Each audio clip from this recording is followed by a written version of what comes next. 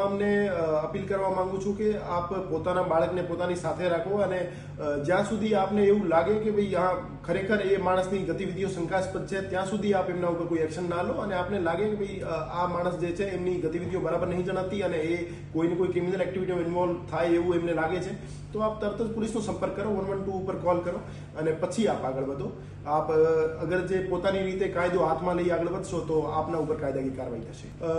જે અડલ્ટ છોકરાઓ નથી, એ જે નાની ઉંમરના છોકરાઓ છે એના ઉપર આપ પ્રોપર વોચ રાખો. એની ગતિવિધિઓ જે છે એ પોતાની રીતે એકલો ઘરેથી બહાર ના નીકળી જાય અને એમને એકલો ના છોડો અને એમની સાથે પોસિબલ હોય તો કોઈને કોઈ આપનો ઘરનો મેમ્બર રહે અને એનો હાથ ના છોડે અને એમની જેબમાં કોઈને કોઈ પર્ચી રાખે જેના ઉપર આપના નામ નંબર લખેલા હોય.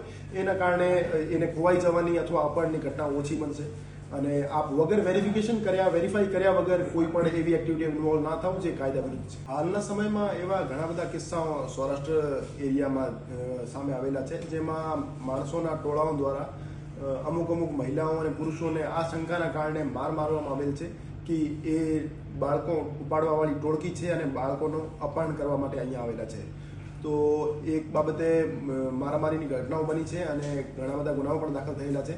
તો આ બાબતે હું તમામ આમ જનતાને, જાહેર જનતાને અપીલ કરવા માંગુ છું અને માહિતગાર કરવા માંગુ છું કે એવો કોઈ પણ કિસ્સો આપની ધ્યાને આવે તો એવી અફવાઓ ઉપર ધ્યાન ના આપો અને પ્રોપર વેરિફિકેશન કર્યા વગર આપ એવો કોઈ કાયદો હાથમાં લઈ લો એવો કોઈ બનાવ ના બને અને આપ તરત જ 112 ઉપર કોલ કરો, પોલીસનો સંપર્ક કરો અને પોતાની રીતે કોઈ અફવાના કારણે અથવા કોઈ માણસ ઉપર શંકા કરીને એને માર મારીને કાયદો હાથમાં ના લો અને કોઈ પણ એવી શંકાસ્પદ પ્રવૃત્તિ આપને ધ્યાને આવે તો પોલીસનો સંપર્ક કરીને પોલીસને સાથે લઈને જ કાર્યવાહી કરો.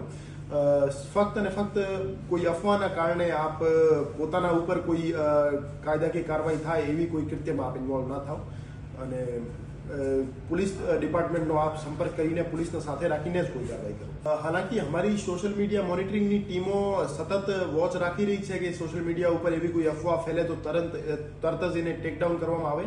પણ તેમ છતાં હું તમામને અપીલ કરવા માંગુ છું કે એવી કોઈ પણ અફવા આપની ધ્યાને આવે તો આપ એને વગર સોચા સમજ્યા, વગર વેરીફાઈ કર્યા આપ ફોરવર્ડ ના કરો, આપ એને ફેલાવવામાં મદદ ના કરો. આપ એને વેરીફાઈ કરો, પોલીસને જાણ કરો અને પોલીસને સાથે રાખી અને વેરીફાઈ કર્યા પછી જ આપ એમની ઉપર એક્શન લો.